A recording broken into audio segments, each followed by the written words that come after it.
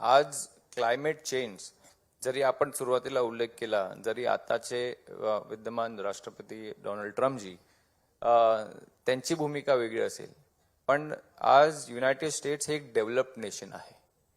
तिकडे इन्फ्रास्ट्रक्चरचं काम ज्या पद्धतीने भारतात आणि महाराष्ट्रात आणि मुंबईत सुरू आहे, त्या पद्धतीचं काम आज युनायटेड स्टेट्समध्ये कुठल्याही शहरामध्ये सुरू नाही आहे. दे ऑलरेडी डेव्हलप्ड, ते डेव्हलप झालेले आहे. म्हणून त्यांना त्यांच्या स्थितीप्रमाणे त्यांनी त्यांचे नियम बनवतात. त्यांचे नियम आपल्याला लागू आहेत का, तर नाही. पण आपली वस्तुस्थिती पाहून आपल्याला काही नियम आपली वस्तुस्थिती पाहून बनवायचे फार गरजेचं आहे.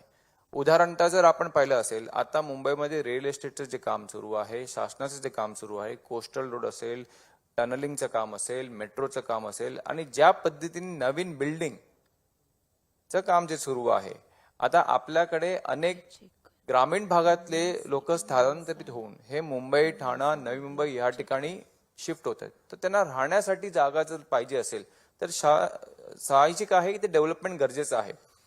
पण हे करताना पर्यावरणाचा सुद्धा दृष्टिकोन आपण जर करतो तर ते करून जर डेव्हलपमेंट होत असेल तर त्याच्यामध्ये काही दुमत नाही.